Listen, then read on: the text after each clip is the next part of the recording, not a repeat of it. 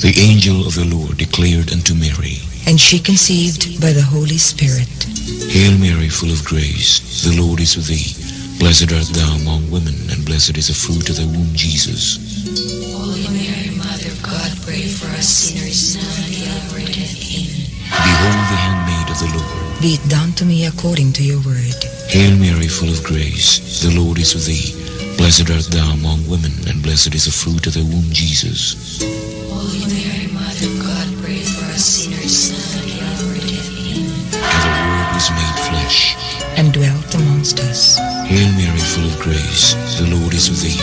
Blessed art thou among women, and blessed is the fruit of thy womb, Jesus. Holy Mary, Mother of God, pray for us sinners now and at the hour of our death. Amen. Pray for us, O Holy Mother of God, that we may be made worthy of the promises of Christ. Pour forth, we beseech you, O Lord, your grace into our hearts, that we, to whom the incarnation of Christ, your Son, was made known by the message of an angel, may by his passion and cross be brought to the glory of his resurrection, through the same Christ our Lord. Amen.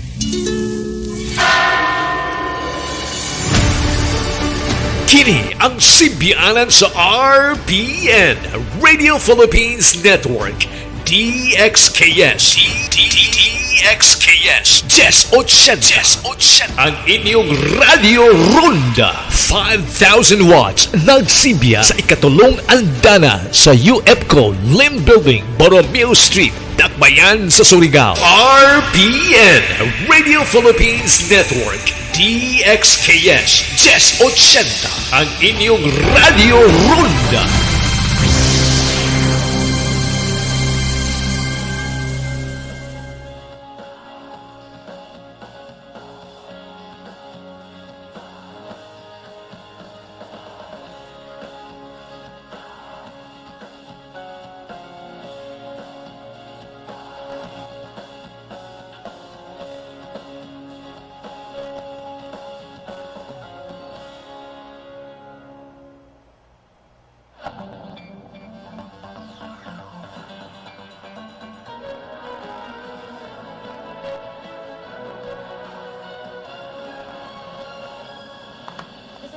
Where we go above and beyond the headlines. I'm Adele. Tonight on the program, the Chinese Coast Guard blocking and firing water cannons at Philippine boats in Ayungin Shoal in yet another illegal move by Beijing in the West Philippine Sea. Bongbong Marcos taps a veteran lawyer who served his father, the late dictator Ferdinand Marcos, as the presidential aspirant now faces 4 petitions questioning his 2022 bid. And a day before releasing her new album, award-winning singer-songwriter Adele debuts another song online. We begin with yet another incident in the West Philippine Sea. The government condemning China's move to block and use water cannons on 2 Philippine supply boats in Ayungin Shoal, an act caught on camera. The Foreign Affairs Department calls it illegal and says the Chinese vessels must back off and leave the area. Our Tristan Adalo has more. This was the footage shared by National Security Advisor Mendes taken on November 16. Filipino crew resisting orders from the Chinese Coast Guard vessels. A few seconds later,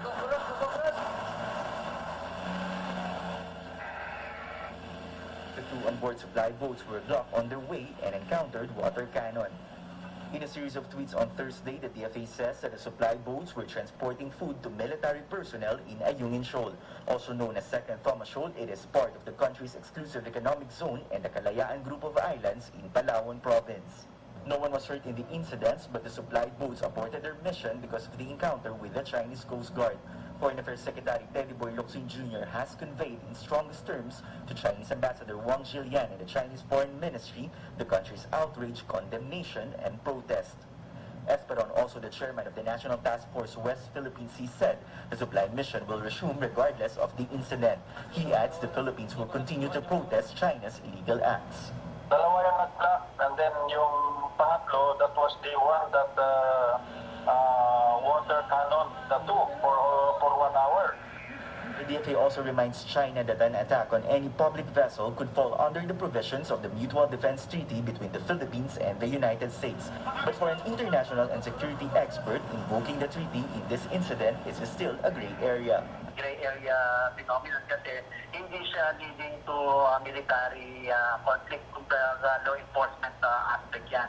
So, mahirap pang i-invoke yung Mutual Defense Treaty kaya dapat mapag-usapan din yan ng Pilipinas at ng Estados Unidos kung anong situation at anong occasion na pwedeng ma-invoke yung Mutual Defense Treaty. The government is not sending Navy ships to a union, but Coast Guard ships and Bureau of Fisheries vessels will be on standby. Apart from the blocking and water cannon incident, Petron also raises concerns on the increasing and quote unusual number of Chinese militia vessels in Ayungin Shoal and Pag-asa Island. Just last month, the Philippine government also filed a series of diplomatic protests against China for issuing hundreds of radio challenges to Philippine vessels conducting maritime patrols in the West Philippine Sea. Tristan Odano, CNN Philippines. Now, when asked for comment, the Chinese embassy here in Manila says its foreign ministry is expected to release a response soon. The local government of Kalayaan municipality in Palawan also condemns the incident in Ayungin Shoal. Ayungin Shoal is part of the Kalayaan group of islands in the province. It lies 105 nautical miles from Palawan, well within the Philippine Exclusive Economic Zone. It's also part of the country's continental shelf. But China is still claiming Ayungin as well as the rest of the West Philippine Sea. The Philippine Navy deliberately ran the BRP Sierra Madre aground in 1999 after China occupied the nearby Mischief Reef. The Sierra Madre is now the only thing keeping China from occupying Ayungin Shoal. Lawmakers also up in arms about China's recent aggression in the shoal. Senator Richard Gordon says he supports the Foreign Affairs Department's condemnation and protest against the illegal acts of the Chinese Coast Guard. Senator Lisa Ontiveros shares the same view, saying what happened is an unacceptable violation of the country's sovereign rights and jurisdiction. She calls on Malacanang to strongly condemn the incident. Vice presidential aspirant Senator Kiko Pangilinan, meanwhile, opposes moves to occupy Philippine territories, as well as efforts to sell power and telecommunications assets to what he says are businessmen from the mainland. Other senators running for the country's top posts next year had this to say.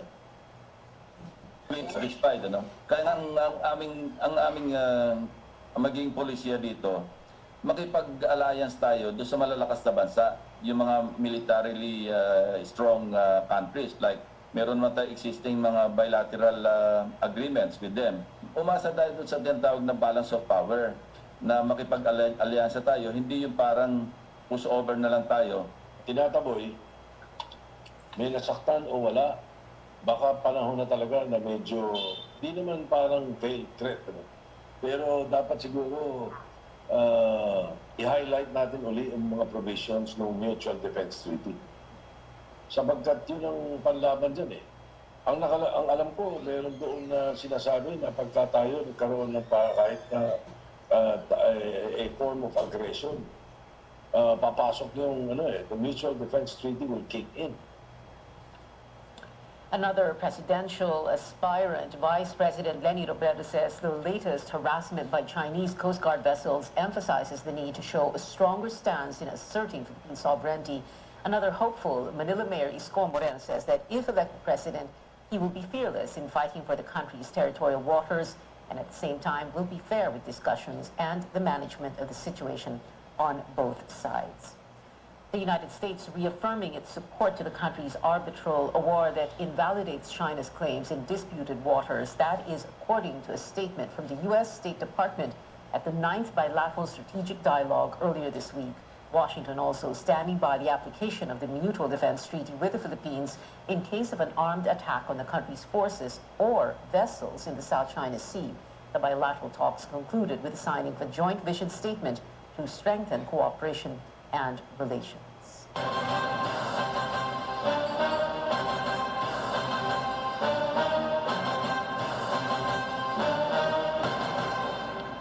The presidential bid of the late dictator's son and namesake is shaping up to be the most legally challenged in recent election history.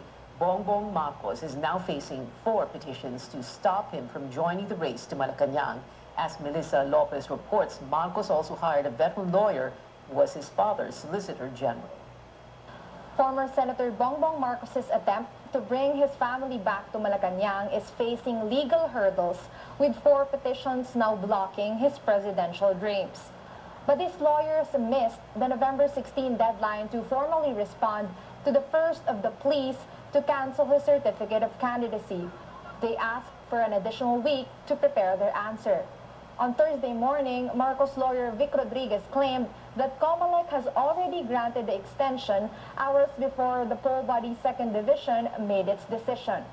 It was approved yesterday. We were given an extension of time to file our answer to the petition. The first petition, I think, the cancellation of the COC, I think we were granted 7 days from notice. Sabi sila nasabi, wala naman silang karapatang magsabi niyan. Till the promulgation comes out, you have nothing. You have speculation. That's all you have. Pinaka-importante is we wait for what the COMELEC promulgates. This is not the first time COMELEC spokesman James Mendes called out the Marcos camp for making inaccurate claims. The Marcos team also hired veteran lawyer Estelito Mendoza, now 91, to defend Bongbong Marcos against such petitions. He was a longtime Solicitor General of the late President Ferdinand Marcos during martial law. A preliminary conference on the case filed by lawyer Theodore Te is set on November 26, while other petitions await action. There's another plea to cancel Bongbong COC filed by independent presidential hopeful Tiburcio Marcos. A disqualification case filed by 18 survivors of human rights abuses during martial law, and fellow presidential bet Danilo Lihay-Lihay, who wants to declare Bongbong a nuisance candidate. They all stemmed from Marcos's conviction for not filing his income tax returns for 4 years, which petitioners say banned him from holding any government post for life. COMELEC has yet to resolve all 4 petitions. Although the complaints vary, they all seek to stop Bongbong's presidential ambition. As for the Marcos camp, they dismissed the petitions as nothing but black propaganda. Melissa Lopez, CNN Philippines. The COMELEC 2nd Division gave Marcos until Monday, November 22nd, to respond to the first petition to cancel his candidacy. But Attorney Te, the petitioner in the case, said he will contest the poll body's decision.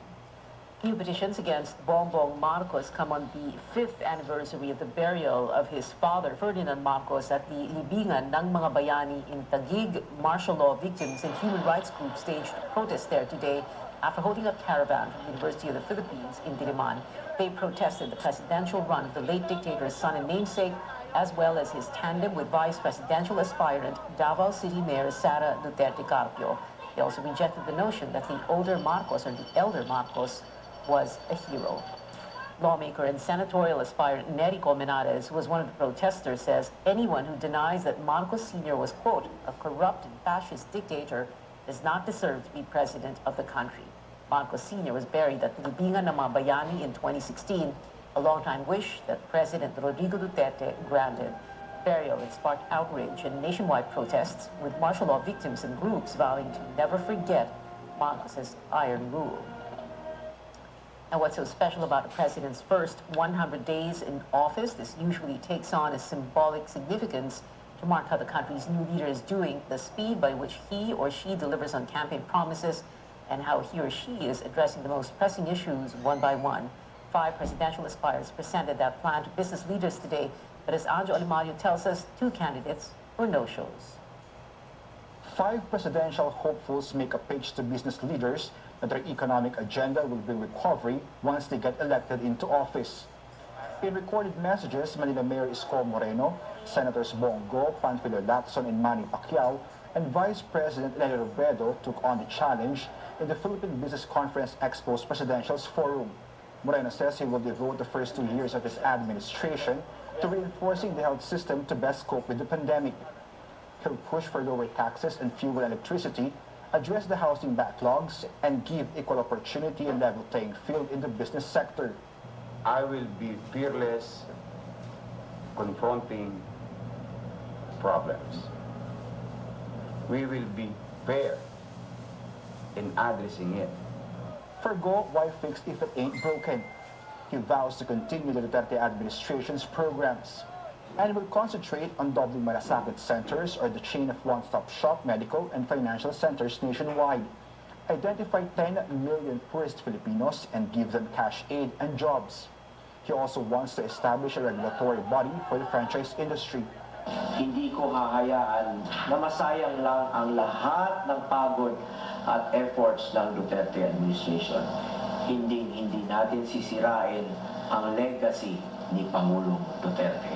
Lacson is banking on his track record as a senator. He says his administration will spend more for the right priorities to reboot the economy. There will be a geotagging system to provide data for all public infrastructure projects. He also promises to clean the Agriculture Department from top to bottom ranks. If I win, I want to be remembered as someone who won the election in spite of being the most boring candidate who insisted on campaigning on hard data of issues. The People's Champ says he will send corrupt officials to jail. He says he'll also push for lowering of corporate income tax to 15%, address power supply and internet connectivity. On agriculture, he believes the country should be exporting and not importing foods such as rice. Gusto ko maalala ko ng taong bayan na ang Manny Pacquiao nagmamahal ng tunay sa ating mga kababayan, nagmamahal ng tunay sa ating bansa. Robredo touts her kalayaan sa COVID-19 plan. For those who lost their jobs during the pandemic, should create a national unemployment insurance program that will provide financial assistance. On infrastructure, Robredo says the immediate goal is to create a nationwide active transport infrastructure in most traffic-congested areas. She vows to double the budget for education and agriculture. A vice president who transformed her office mandate and did not allow the limitations to keep her from doing the work that matters. Someone who rose above any challenge and difficulty and always answer the call to serve, no matter the cost. Survey frontrunner former Senator Bongbong Marcos was a no-show. Leon Guzman, however, was not invited in the forum. Anjo Alimario, CNN Philippines. When we return, the Senate suspends sessions until Monday after Defense Secretary Delfin Lorenzana, who was there Wednesday night, tested positive for COVID-19. How will this affect deliberations on the proposed 2022 budget? And we take a look at the preparations in various universities ahead of the reopening of face-to-face classes. Stay tuned.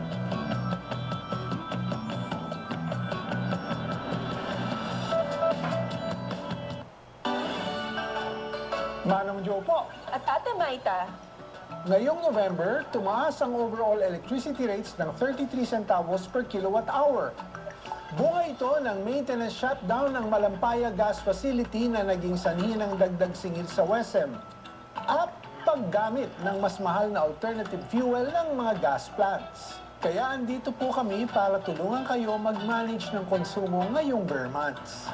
Lumalamig na ang panahon at madalas ang ulan, pero di kailangan magtiis na maligo ng malamig na tubig. Heto ang bright idea namin mula kay Engineer Joel. Kaya ng budget maligo ng mainit, mapa-deep type water heater, electric kettle, o shower heater. Pero payo namin, mag-shower heater. Pinakamura, pinakamadali, at pinaka-safe dahil iwas paso or electric shocks. Hanggang sa susunod na Meralco Advisory. Love is all about time. Di minamadali ang pagpapasarap. Like the love in every Pure Foods ready to eat. Slow cooked and ready in 8 minutes. Para may time ka sa mga mahal mo. Because love takes time. Kabilang ba kayo sa mga Pilipino na naghihirapan sa mga transaksyon dahil wala o kulang ang mga valid IDs? Huwag nang mag-alala dahil narito na po ang PhilSys, ang identification system ng bawat Pilipino. Para sa Step 1 registration, pumunta lang sa register.philsys.gov.ph para makapag-register sa PhilSys online. Ito ang PhilSys, ID natin to.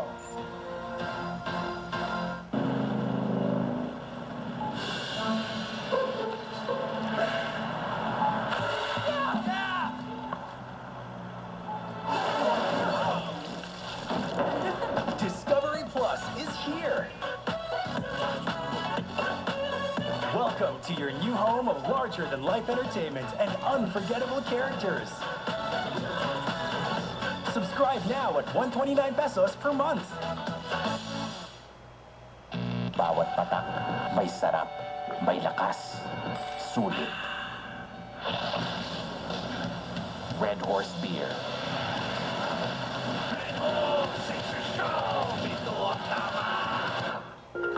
Gun, residents enjoy easier access to the kind of water we all deserve. This is thanks to SMC Infrastructure's Bulacan Bulk Water Supply System project, a treatment facility that provides affordable and potable bulk water to the 24 municipalities of Bulacan. It produces an average volume of 160 million liters per day for around 165,000 households. It also has a maximum capacity of 388 million liters per day. This meets the increasing water demand of Bulaqueños. The project also cuts down the use of deep wells, helping mitigate the environmental impact of excessive groundwater extraction. The Bulacan Bulk Water Supply System project provides Bulaqueños the affordable and reliable potable water supply they need.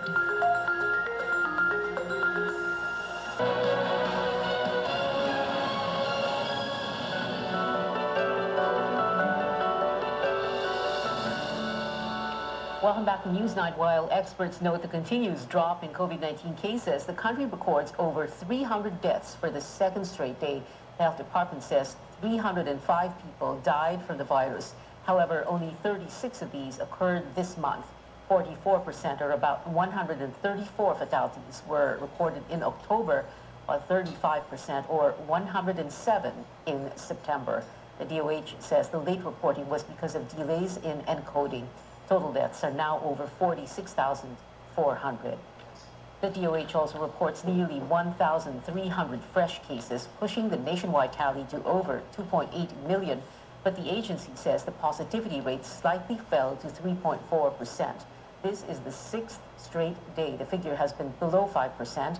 The World Health Organization says countries or regions may reopen if they are able to keep their positivity rate below 5% for at least 14 days.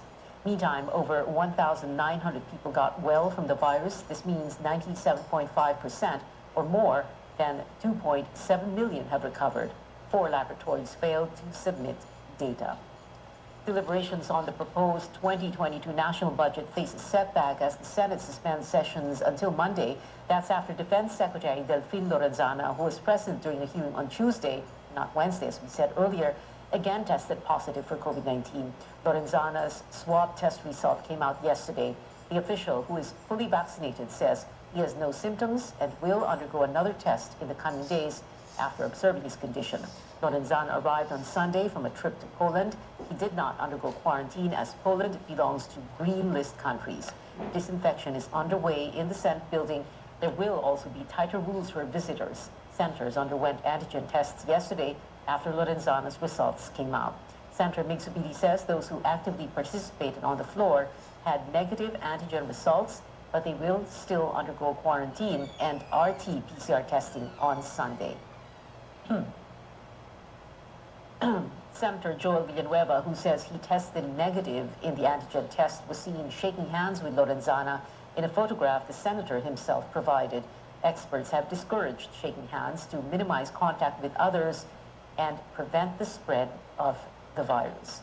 Meanwhile, Senate President Tito Soto says they will work fast to finish the budget debates on time. Based on the budget calendar, the bicameral conference must begin on the first week of December to transmit the budget to the Office of the President by December 17th. So what happened? We will have to try Monday, finish everything until the wee hours of the morning. But if we do have to extend until Tuesday, what we would need would be a double time work by the LBRMO. We were supposed to propose amendments next week. So, bibilisan na lang din yan. Medyo mag-overtime na rin. Soto says they may extend until December 21st if they do not meet the deadline. Also, in December, some universities may start welcoming students again after the government allowed limited in-person classes in areas under alert levels 1, 2, and 3. How are preparations coming along? Our AC Nichols visited one university in Manila where inoculations have begun for students and almost all of its staff have been vaccinated. Architecture student Celeron Lim is back in the campus for the first time in a while. He is here to get vaccinated against COVID-19. Kung mag-aantay ako ng iba, so matatagalan. So ito, sakto, yung sarili ko pang school yung nag-provide. Excited na ako mag-face-to-face para makapaglabas-labas na rin pag vaccinated na. In preparation for the safe resumption of face-to-face classes, the University of the East partnered with the Philippine Red Cross to get more of its students and faculty vaccinated. The university says 98% of its faculty are fully vaccinated. Now, they want to ensure all students get inoculated as well, as majority want to go back to the classroom setup. Andun yung nakikita nating college life, yung campus life, and of course yung education na mabibigay sa atin na face-to-face setup. There are physical preparations as well. Classrooms and other common areas have been retrofitted for the new normal. Signs and posters reminding people to follow health protocols are put up all over the campus. Dentistry students are set to return in these laboratories by next week. Some dental chairs are covered in plastic to ensure physical distancing. The Pandemic Task Force recently approved the Commission on Higher Education's proposal to resume physical classes for all courses in areas under low alert levels. A 50% indoor venue capacity must be followed. Kapag decided na rin sa IIT at napaka-alert level, titignan namin na alert level 2 or level 1, we will be more flexible na the decision will be with the regional chair at saka DepEd and also with the LGUs. So yun ang tinitingnan namin na most probably yung future opening natin will be more massive. AC Nichols, CNN Philippines. Is the definition of fully vaccinated changing? For wealthier nations, people may now need up to 3 doses instead of just 2 to be considered fully inoculated. Many European countries are toughening rules on the unvaccinated and mandating booster shots amid case surges fueled by the Delta variant. British Prime Minister Boris Johnson says a 3rd dose is vital to prevent restrictions from being re-implemented. France will require boosters for the elderly beginning December 15th. In Ireland, a midnight curfew is in effect in bars, restaurants, and nightclubs to reduce infections. Now, that's despite the country having one of the highest vaccination rates globally at 94%. The Irish government plans to offer 3rd shots to those with underlying health conditions and those aged 50 and above. About 5% are not fully vaccinated, but about 50% of people in hospital and ICU are not fully vaccinated. So even that 5% can create a lot of difficulty. And then also, it's very evident now that immunity from the vaccines is waning. And we can see that happening across Europe. And that's why we're going to need to give people a 3rd dose. And that's what we're pushing ahead with now at present. Germany, meanwhile, may be next to impose new measures. The nation reported more than 65,000 infections in the last 24 hours, its highest daily case count since the pandemic began. Germany has one of the lowest immunization rates in Western Europe at just over 67%. Global experts, however, fear the reliance on additional doses. The World Health Organization chief says it is, quote, a scandal that 6 times more booster shots are being administered daily globally than primary doses in low-income nations. Up ahead, music sensations Bts and Coldplay are set to share the stage at this year's American Music Awards. And a sneak peek at Adele's newest heartbreak anthem in her latest album. Details next.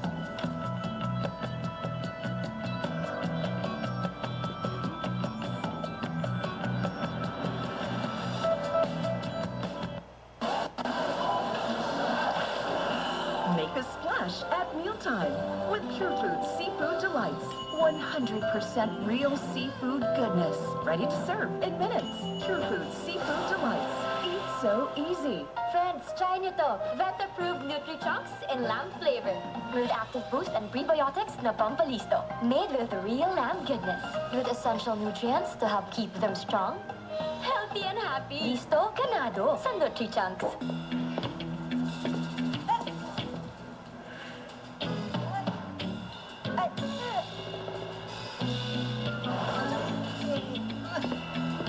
When you need to be tough outside,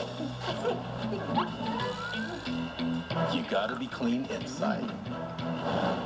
Petron Diesel Max keeps your engine clean and protects it against corrosion, so nothing gets in the way of your engine's power.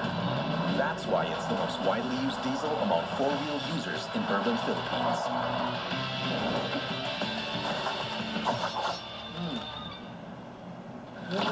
Petron Diesel Max. Tough outside, clean inside. We'll be making a Strawberry Martini, a great way to level up a special occasion. Here's what you'll be needing for this cocktail. For the tools, you'll need... We start by adding ice into our mixing glass, and in goes your GSM Premium Gin. And then we add our dry vermouth. Finally, the strawberry syrup for some sweetness. Now take your bar spoon.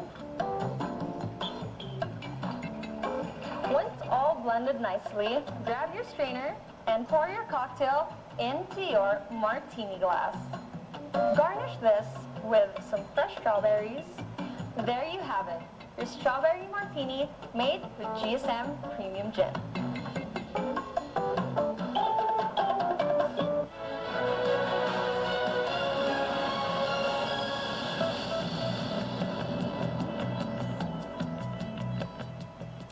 Welcome back. Pop star pair Shawn Mendes and Camila Cabello have called it quits after 2 years of dating.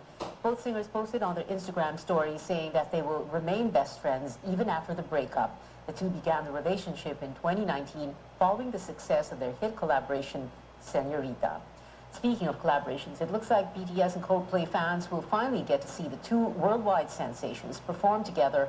The English band already played My Universe on a talk show last month, but back then, BTS could only join them as holograms. This time, both groups are set to take on the American Music Awards stage with their chart-topping single in person. And there's more in store for the BTS Army. The K-pop group is also teaming up with rapper Megan Thee Stallion for a performance of Butter. The show airs next Monday, 9 a.m. Philippine time. And before we go, powerhouse vocalist Adele gave fans a taste of her next album a day before release. The British singer posted herself singing To Be Loved right from the comfort of her couch. It is one of 12 songs on her fourth studio album, 30, that's set to come out tomorrow. Here's a sneak peek at Adele singing her heart-wrenching new track.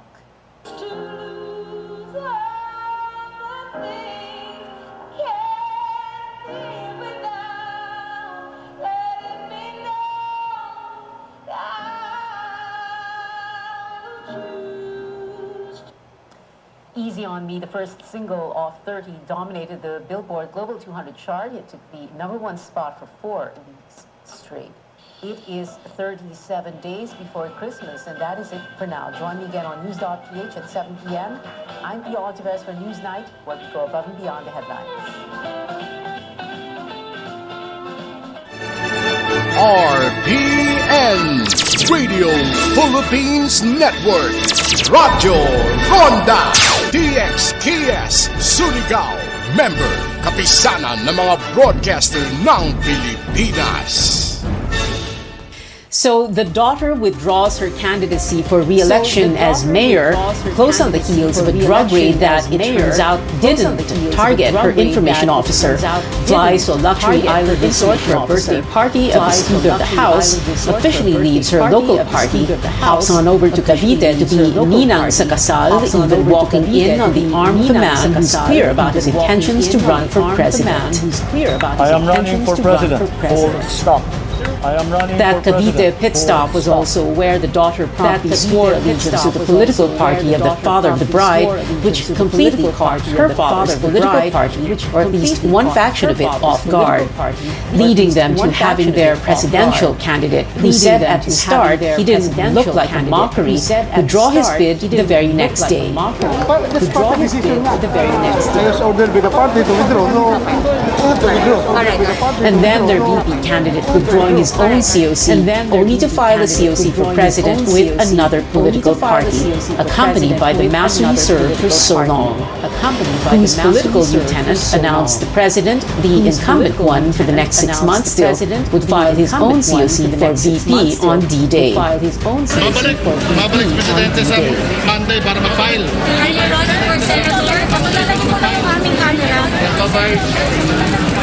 Vice President. Which then begged the question, which got this strange reply in the form of another question. And this didn't help either. I have thousands of supporters who cried last October 8th. I have thousands and I cannot find it in my heart to make them cry again on November 15th. After the deadline, the offer to run for Vice President became an opportunity to meet you halfway. Leading the entire country to come to a screeching halt, just like those wild roller coaster rides where you're suspended at the highest point right before you plunge to the bottom of your upside-down stomach. Because after all, Sunday was and is rest day, the day before Monday, D-Day, the day we were told everything would be clearer. A lawyer, Melchor Aranas, representing President Rodrigo Duterte, has also arrived this time to submit the COC of President Rodrigo Duterte as her substitute candidate. Wala naman pong problema sa samahan siguro na mag-ama, no? Ang sinabi lang ng Presidente, hindi nagkonsulta si Mayor Sara sa kanyang mga political plans. Sabihin na lang natin na gaya ng kahit anong relasyong pamilya, minsan may tagpuhan, pero wala pong kaduda-duda, nagmamahalan po mag-ama. We've said this before and we'll say it again. Politics is a favorite Pinoy pastime. Next to basketball, boxing. Next to basketball, boxing. And beauty pageants. But in beauty pageants, if the title holder can't do the job, the first runner-up gets it. In professional boxing, you're given 8 seconds to get back on your feet, or you're out. And in basketball, the rules on substitution and overtime can't be bent or broken. Can you think of any other election that tops 2022? Can you think of any other election that tops 2022?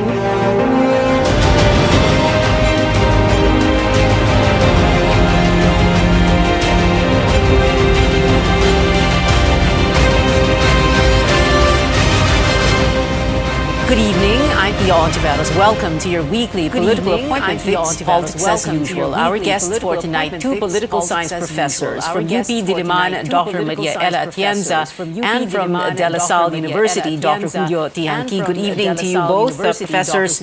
So, how was your weekend? And when I say weekend, I'm referring to Saturday's happenings at the Comelec, Balesin, Cavite, etc. No?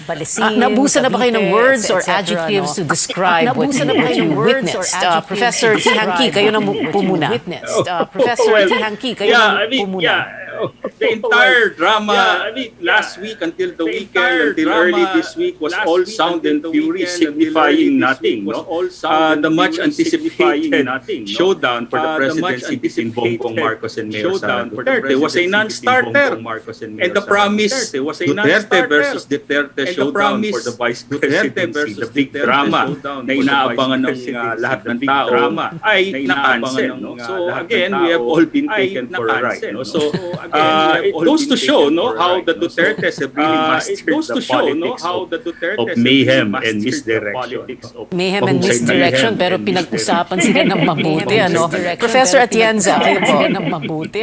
Professor Atienza, kayo po. Good evening, Pia. Actually, yung last few days, since last week up to yesterday, particularly last Saturday, parang nanonood ng sitcom. I was expecting a teledrama, but it's more like a sitcom, parang yung abangan ang susunod na kabanata.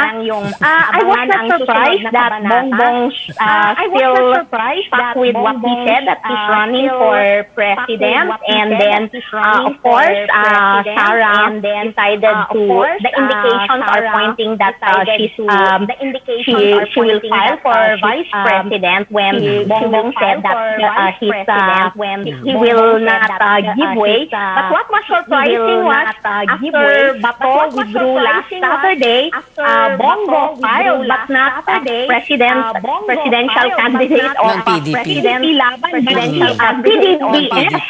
Ngayon lang na, tuwing ko lang yan ako narinig yung PDDS. Yeah, well, there's always a first time. Yung PDP laban. Well, there's always a first time. Parang yung ibang kawawa yung PDP laban. It's the administration party, pero mukha siya talagang pinagdiwanan, abandon talaga. And then, of course, we were waiting kasi ang pinakapasabog last Saturday, patakbong Vice President, si President Duterte. So parang Duterte, and then suddenly, Monday, Senator. Pero parang ang naging surprise, Senator. Anti-climactic yung umaga. Kahapon, it was Parlade, was the surprise. Filing for President. So parang ganun ang ending. So magandang telenovela pa rin, magandang sitcom pa rin. Kasi the most unexpected yun ang nangyari. And the teaser didn't really give us the correct clues, no?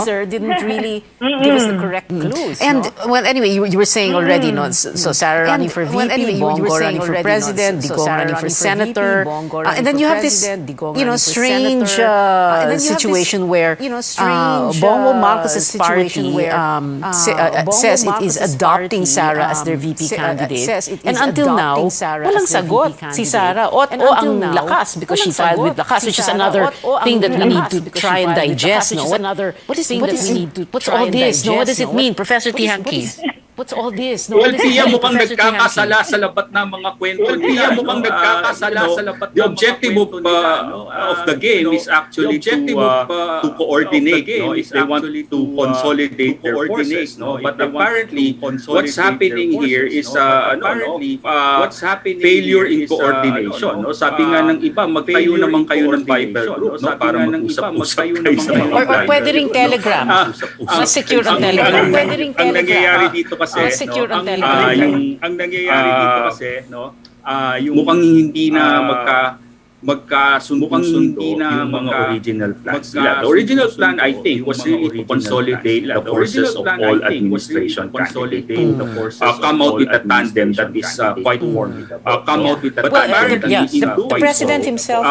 The president himself was saying that, well, he expected Sarah to run for president, and then we're presuming that what he meant was Sarah president, and then si BBM mag-VP. Kaya lang, nag-hold fast si Bongbong na parang, no way, I'm running for president.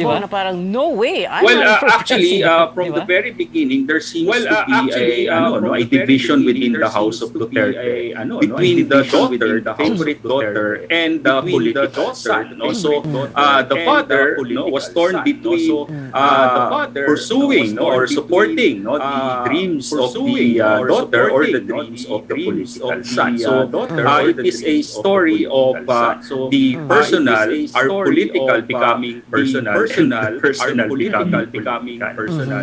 But we saw this, this was parang a local politics scenario, right? I mean, Davao City in microcosm, right? No, but then we usually see this in the local level. There have been several instances of members of the same political dynasties competing with one another. So, but this takes the cake. This is the first time. So, but this takes national level dynastic maneuverings have been seen by the public. Ano kayang problema nila with Bongo? Ano kayang problema nila with Bongo? Why don't Sarah and he see eye to eye? What's going on? Is this Sarah, being the rebel and challenging her father? What's going on? What do you think? Professor Atienza. What do you think? Well, of course, I think from the very beginning, of course, Sarah, will always be the daughter, but at the same time, she also wanted to present herself as not just the daughter of the president. She always emphasizes that she's more than just the daughter of the president, and at the same time, also, I don't think she's very comfortable with the politicians surrounding her father, and in a sense, there were also certain groups within the official family of the president who were not very much willing to support her as their candidate. So hati actually yung support, those people who were supporting the president or who are still supporting the president, not all of them are really very supportive of having the daughter as the successor of the president in terms of candidate. Yung mga sumusuporta kay presidente, parang hindi yung duling eh. Ano opposite ng duling yung napagalan yung mata. Banlag, parang naging banlag kasi hindi na nila saan tayo titingin, parang gano'n. Kanino ba tayo? Parang gano'n. Susunod ba tayo kay Presidente o kay Sara? Tapos, and may faction, di ba? May faction talaga siya. Malawak yung sumuporta kay President Duterte, but at the same time, iba-iba rin yung mga manok nila. And some are pro-Bongo, and some are also supporting other candidates, some are supporting Sara. And parang laging sinasabi ni Sara, ayaw alam sa PDP laban. She really refuses to be a member of PDP laban. That was another big surprise. Biglang kasi, di ba? Ano nangyari? Tuloy na naisip, magandang pangalan, title ng show. Ang saya-saya ng Philippine politika. Anyway, we're gonna have to take a very quick break lang. Politics as usual. We'll be right back. Politics as usual. We'll be right back. Protektahi ang imong mga mata batok sa delikado ug makadaot nga ultraviolet nga silaw sa adlaw ug uban pa. Pinagi sa pagsulob og eksakto nga prescription sa antiyohos o antipara. Likay ang mga sintomas sama sa hanap nga pananaw sa layo o duol nga basahon, sakit sa ulo ug uban pa nga makaapekto sa atong kahimsog nga ang hinungdan depekto sa atong mga mata. Alang sa kumpleto nga primary eye care, contact lenses, fashion eyewear, computer eyeglasses, sunglasses, accessories ug uban pa, adto kita sa AG Buñuel Optical Clinic. Ang AG Buñuel Optical Clinic nagpahinumdum kanato nga ang kahimsog sa atong mga mata usa ka prioridad nga angay ipa-check up kausa matag tuig aron pagsiguro nga luwas kita sa piligrong mga sakit. Pinagi sa lisensyado o qualified optometrists nga maoy mo prescribe sa eksaktong kagamitan o kung primary eye care ang paghisgutan. Duaw lang silang buhatan sa 3636 sa Nicolas Street, Surigao City ug adunay ilang extension office sa Aurelianida Street, Cantilan, Surigao del Sur. Ayaw kalimti higala. AG Buñuel Optical Clinic. Ang AG Buñuel Optical Clinic dunay branch dito sa lungsod sa Dapa sa may Lupis Haina Street, Poblasyon Dapa, Surigao del Norte. Ang AG Buñuel Optical Clinic dinhi sa syudad ng Surigao. No transfer na sa bag-ong location sa Nicolas Street Ragyahapon, tapad sa Garcia Hotel at bang sa Unicity. RPN Radio Philippines Network Radyo Ronda DXKS Surigao. Member, kapisanan ng mga broadcaster ng Pilipinas.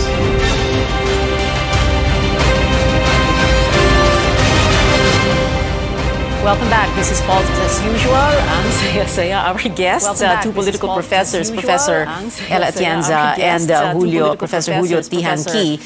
We're also, the way people are talking now and, given everything that's happened in the last few days, what we're presuming here is that, we had late surveys. We're presuming that BBM will win. We're also presuming, because after all, like we said, survey frontrunner, we're presuming Sara is a winner, a runaway winner, perhaps, but mataas pa rin sa survey si Tito Sen, si Senator Tito Soto, who is Senate President. We're also presuming na Digong, Rodrigo Duterte will win as Senator, and because, a lot of people have so many conspiracy theories that he's going to be Senate President, and then Sara will win as VP, and BBM will win as President. And if, but then, kung mag-Senate President, and if, as who was it who said, I think it was Tito Sen himself said, if you want to be Senate President, you have to win 13 votes, no?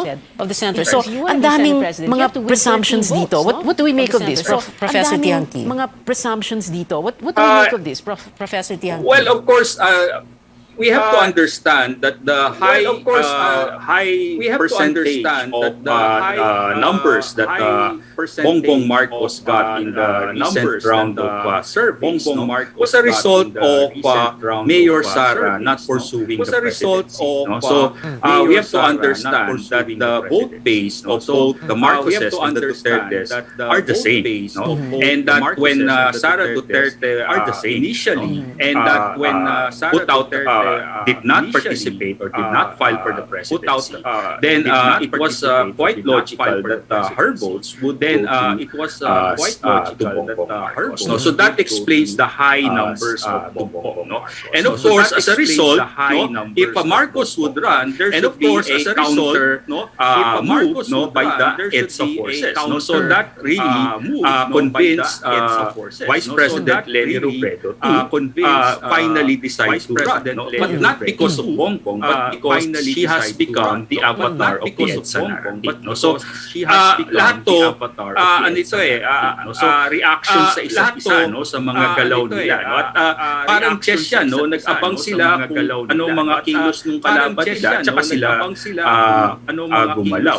Kaso lang sa sobrang dami na naglalaro, medyo nagugulo na yung laro. At medyo nalilito na rin ang taong bayan kung saan patungong laro. Iisa lang ba talaga ang support base ng mga Marcos at ng mga Duterte? Because I can sense that there's a fraction, we don't know how big, of the Marcos base that is not for Duterte. They're solid for BBM, di ba? For Duterte. And we're seeing that right now. Nagkakaroon na ng So again, what I was saying earlier, it was an effort to forge what I usually call an anti-EDSA coalition. A coalition of all the political forces that were marginalized by the EDSA political elite.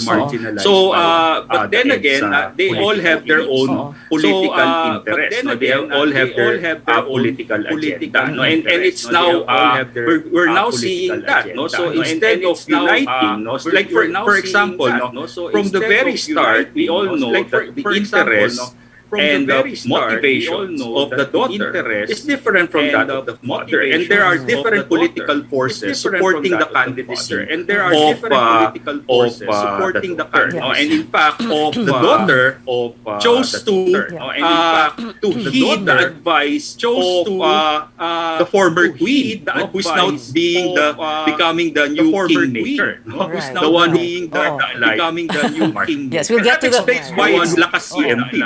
Right, of course. We'll get to the Doon medyo nasaktan din siguro yung tatay. Mas nakinig ka pa sa ibang tao kasi nakinig ka sa sarili mo. So, and that kind of hurt is now being reflected on social media among the pro-Duterte forces. Nagkakaroon na nga ng dalawang variants ng DDS sa social media. Nagkakaroon na nga ng dalawang variants at yung DDSR. Yung banat by versus ating DDSR. Okay, we're going to get to the EDSA narrative in just a bit, but I wanted to very quickly go through this the BBM and Digong dynamics, no? Because may sinabi President Duterte na hindi niya sinusuportahan si BBM. He would explain why eventually. But that's strange because number one, he allowed the burial at the libingan ng mga bayani. And of course, we all know 1993 inuwi yung labi ni former President Ferdinand Marcos. And like you were saying kanina, Professor Tiangkin, I wanted to ask Professor Atienza also about this. Very important, no? That the possible BBM victory is a referendum on EDSA and a judgment on EDSA 86. No? And what's interesting here is parang, di ba sabi nila, kasalanan ng taong bayan because we have short memory. So kasalanan natin parang ganon. Pero talagang kasalanan ba talaga natin or kasalanan ng lahat ng gobyerno na naluklok matapos si Marcos? Because they were in power. Cory was president for 7 years. FDR, who was an EDSA hero, was president for 6 years, and so on and so forth. Professor Atienza. I think when we look back and say that kasalanan ng taong bayan, kasalanan natin kasi hindi natin naprotektahan yung memories ng EDSA, it's basically the failure of a lot of forces, particularly particularly failed in strengthening the democratic institutions that we restored or put up with the 1987 Constitution. We failed to strengthen our political parties, and look what's happening now. Halos and wala na talagang relevance yung political parties, and then of course hinayaan natin, and we see of course now the political families and political dynasties still trying to negotiate among themselves, negotiating but at the same time trying to outdo each other. Parang sino yung mas malakas, Marcoses ba, Duterte, or now nasa likod the GMA representing the Arroyos. So parang in a way we failed to really put up institutions and strengthen the processes that would prevent the return of the Marcoses. Kasi we did not return, diba? In other countries kasi completely talaga natanggal na yung yes. So you're referring to this whole debate about political dynasties, and even if it is in the Constitution that they should be banned, that Congress, every post-Marcos Congress has failed to come up with a anti-political dynasty bill. However, if you look at each Congress, and I remember I would literally count the congressmen, easily 2/3 to 3/4 are members of political families. Pero ang tanong doon kasi is, after nung nalulok si Cory sa pagka-presidente, the Congress that came into power at the time, the 8th Congress, and 1987 to 92, panay political families din, di ba? But anyway, we're gonna get you to answer that after this very short break. More from our guests when we return. After this very short break. More from our guests when we return.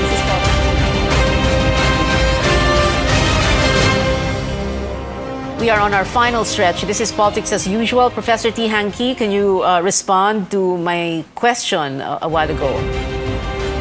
Well, it goes to show that it's political clans and dynasties, not political parties that's been the building block of our electoral politics, and that has always been the case. No? And that's one of the failings. It goes to show that it's political clans and dynasties, not previous administration's failure, and it's a collective failure actually to consolidate our democratic institutions and practices. That's one of the and one of the biggest problem is the continuing dominance of only a few political dynasties. And it's based on the study of the Athenian School of Government, 70% of our presidents, House of Representatives is composed of dynasties, and 80 in the local government units. And by 6 years' time, practically 90%, 80 to 90% of all elected positions are coming from present. House of Representatives. With this kind of a setup, it's not a surprise that the Marcoses were by 6 years reintegrated into our political system. So if you have these political dynasties, families that rule the roost in local politics, and well, as we all know, all politics is local anyway, and if you go local, then you look at the families, the clans, and that's also one reason. It has become a Game of Thrones of sorts. Game of Thrones, right? Yeah, it's just the elite families negotiating among themselves. If you saw that wedding in Cavite, it reminds you so much of the first scene in The Godfather. That's also one reason. I think we've been watching a little bit too much TV na, no? Yeah. Okay. So, and then of course that also affects the way the so-called opposition, the vaunted opposition bloc should have acted. Because the question here is, did they let this golden opportunity pass them by? Because ang tagal pinag-usapan, Lenting, Manny Isko, sana magkaisa sila kasi hati na ang boto. So anong gagawin? Anong dapat nangyari dito? Bloc should have acted, because the question here is, did they let this golden opportunity pass them by? Professor Ella. I think the golden opportunity has been lost, and that has been the trait of the progressive sectors and the opposition for the past few decades. Sila mismo rin hindi magkasundo, di ba? Maraming pagkakataon nag-unite sila, pero after that, wala nang sustainability, and then now, there were efforts to really talk, and then na-miss nila yung opportunity until until November 15 na magkaroon ng further consolidation. So we now have all these number of candidates presenting themselves as opposition, pero definitely makakate ang boto, and it will be very difficult to really try